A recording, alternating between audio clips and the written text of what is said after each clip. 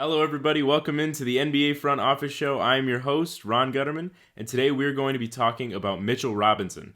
Mitchell Robinson is in the final year of the 4-year deal he signed with the Knicks in 2018 when he was drafted with the 36th overall pick, 6th overall in the second round. Robinson is entering unrestricted free agency this offseason and is poised to be one of the most sought-after centers in a relatively weak free agent class for all positions, but especially the center position.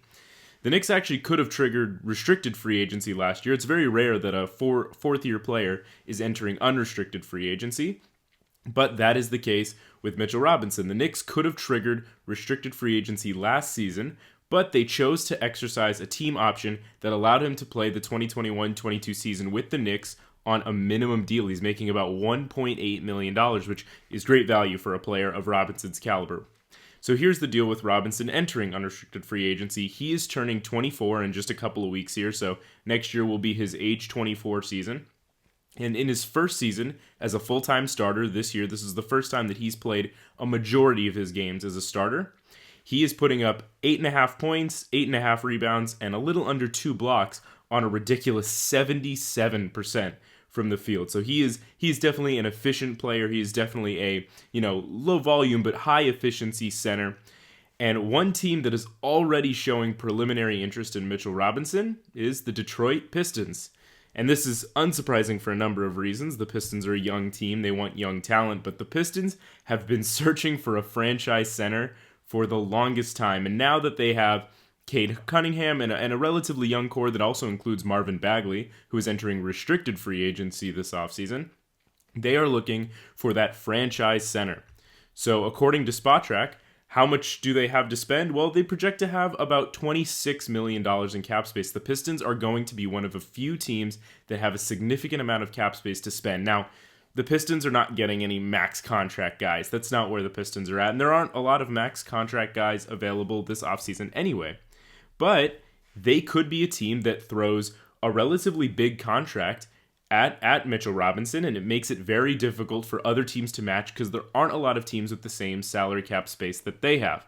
So let's think about what type of contract a Mitchell Robinson type player can get. Well, let's look back to Celtics center Robert Williams. He got 4 years, $54 million with the Celtics, comes out to about $13.5 million per year.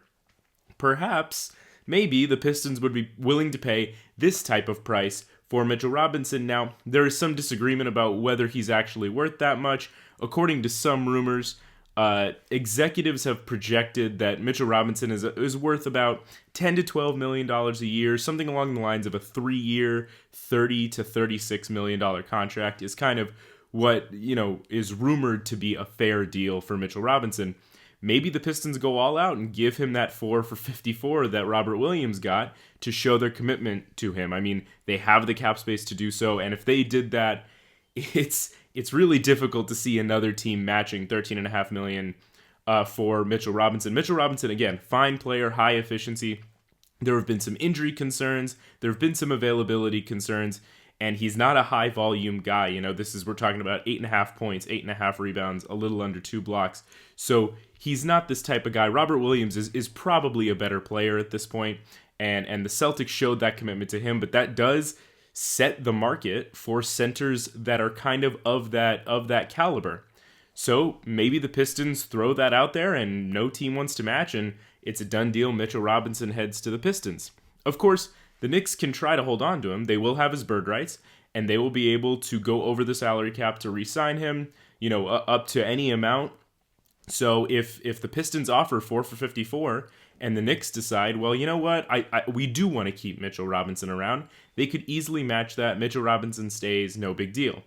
However, given how they've treated Mitchell Robinson to this point, which is exercising that team option, not triggering restricted free agency, and essentially saying, we'd rather keep you at the minimum this year and let you go to unrestricted free agency, that maybe shows a sort of, lack of confidence that he's worth a big contract, and they would rather just cut their losses now and pay him a little bit this year and risk maybe that he goes somewhere else next year. And that somewhere else could very well be the Pistons, because they're one of the few teams that has the cap space to do so and has the rumored interest. Of course, there's a long way to the offseason. A lot can happen, but Mitchell Robinson and the Pistons is probably, this is not the last we're going to hear of it. The Pistons have been looking for a center for a very long time, and Mitchell Robinson is in line for a little bit of a payday. So we'll see where one of the best centers in this year's weak free agent class winds up. Thank you everyone for watching. Let me know what you think in the comments down below. Is Mitchell Robinson worth the same amount as Robert Williams? Should the Pistons go after a guy like Mitchell Robinson, or should the Knicks do everything they can to hold on to him? Let me know what you think in the comments. Thank you everyone for watching, and have a great day.